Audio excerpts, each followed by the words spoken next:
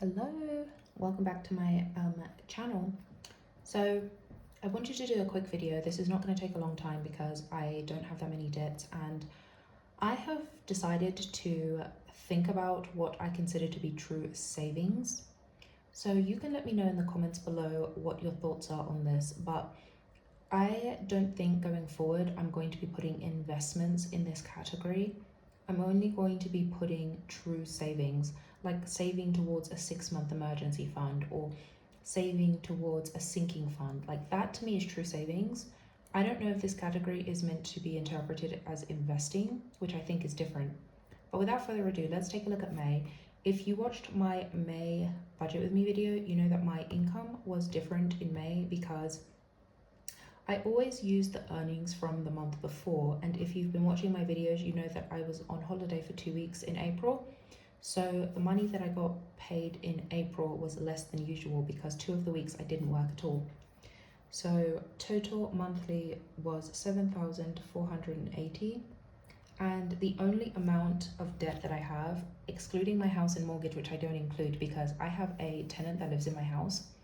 So the only debt I have is this HVAC system, and actually if you keep watching my videos for the month of July, you're going to see that I make a very hefty payment towards this card because it is going to not have the 0% interest that it currently has starting in November or December. I need to double check, but either in November or December interest will start to accrue on this card.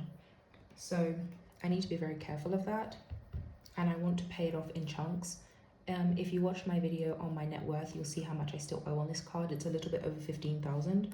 My plan is to pay 5,000 in July, August and September towards the card, and then that would put me well in the category of already paid the card off. But I've been slow about paying it this year because I have 5 employees and I've never had employees for my business before, so I've basically just been seeing how the year's going work-wise before deciding to pay the card off in full. But this is what I consider to be my only debt. I do have a mortgage, but my tenant pays that. So the percentage to debt is 2%. So really not really making much of a contribution at all, which is going to change in July. Monthly debt payoff, this was only 170, and the percentage of my income, this was 0.02. Okay, so what we're going to do for savings going forward is I don't think that we're going to be looking at, my investments. We're only going to be looking at pure savings. And then for pure savings, we've got a sinking fund. I would consider that a savings because I do spend this amount and I spend it quite regularly. I was looking at my sinking funds recently and they're kind of low because the month of May is a big month for me to pay different fees that I have to pay for associations.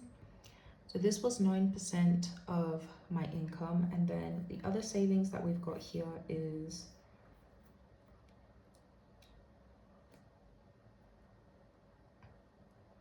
I think that's the only savings because the rest of it is investments.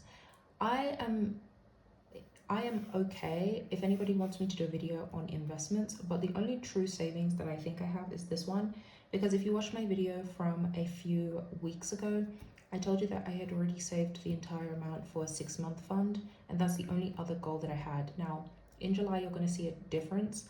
I have reformulated how I'm going to be doing my personal finance going forward, and there are some additional categories that I will be adding to savings.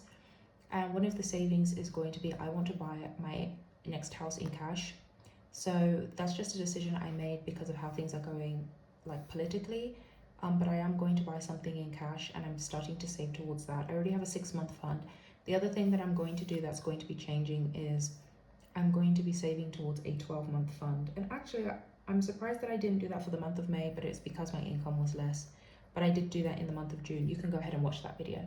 So anyway, this is the only true savings that I had, 9% and 2%. And I think that's everything. So my budget is not a traditional budget in any sense of the word. I feel like more people would be disappointed if they only saved 9% of what they made. But if you watch my videos, you know that most of my money goes towards investing. And for the majority of my budget, generally, I say my savings rate is between 70 and 80% of what I bring in. And that's my personal income that has nothing to do with my business. Anyway, I hope you enjoyed this video. If you have any questions, leave a comment below and I'll see you in another video.